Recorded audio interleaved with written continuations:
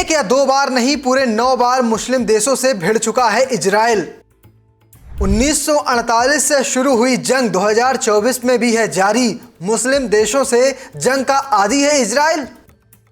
Israel को क्यों पसंद नहीं करते हैं अरब देश? नई जंग का क्या निकलेगा परिणाम? इजराइल की चर्चा पिछले 1 साल में हर रोज होती है। ऐसा कोई दिन नहीं गया जब जंग की खबरें ना आई हों। इजराइल और हमास के बीच शुरू हुई इस जंग में अब तक कई देशों ने भाग ले लिया है। इस जंग में हजारों लोगों ने अपनी जान गंवा दी है। पर आपको पता है, इजराइल करीब 13 देशों से घिरा हुआ है जो मुस्लिम देश हैं। इनमें फिलिस्तीन, लेबनान, लीबिया, मिस्र, Iraq, Algeria, Kuwait, Syria, Jordan, Morocco, Saudi Arab, Sudan, Tunisia जैसे देश शामिल हैं। और अब तक इजराइल 9 बार मुस्लिम देशों से भिड़ चुका है। तो चलिए आपको विस्तार से बताता हूं इन युद्धों का क्या परिणाम निकला था।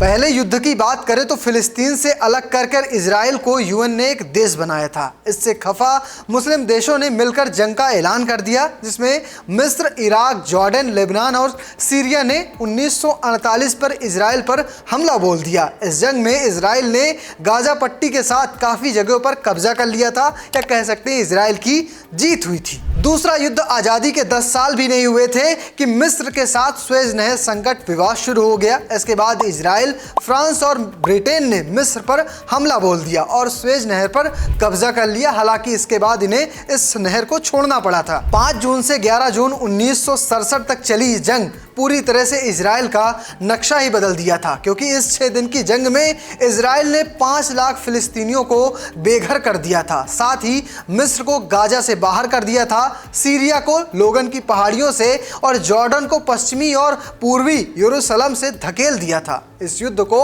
कह सकते हैं अरब इजराइल युद्ध कहा जाता है। साल 1973 में जो जमीन इजराइल ने कब्जा की थी, उन जमीनों को मिस्र और सीरिया कूटनीतिक तरीके से नहीं पा सके तो हमला बोल दिया। लेकिन अमेरिका, सोवियत संघ और संयुक्त राष्ट्र संघ के हस्तक्षेप की वजह से युद्ध विराम हो गया था। एक वक्त पर फिलिस्तीन मुक्ति संगठन ने इजराइल की नाक पर दम कर दिया था। इससे निपटने के लिए इजराइल ने लेबनान पर आक्रमण कर दिया। हालांकि 1985 में उसे कब्जे वाले क्षेत्र को छोड़ना पड़ा था। 1987 में एक ऐसा दौर आया जब इजरायली सैनिकों पर पत्थरबाजी शुरू हो गई थी। कह सकते हैं कि 1987 में फिलिस्तीनियों ने एक जन आंदोलन छेड़ा जो जल्द ही पूरे क्षेत्र में फैल गया। जवाब में इजरायली सेना को युद्ध की तरह निपटना पड़ा था। 1987 के बाद 20 साल तक सब कुछ शांत रहा था। फिर अचानक 2006 में हिजबुल्लाह ने इजराइल के खिलाफ ऑपरेशन शुरू कर दिया और कई बार आपस में दोनों के सैनिक भिड़े थे। 2006 के बाद तक काफी कुछ शांत रहा था, लेकिन 2023 में अचानक हमास ने इजराइल पर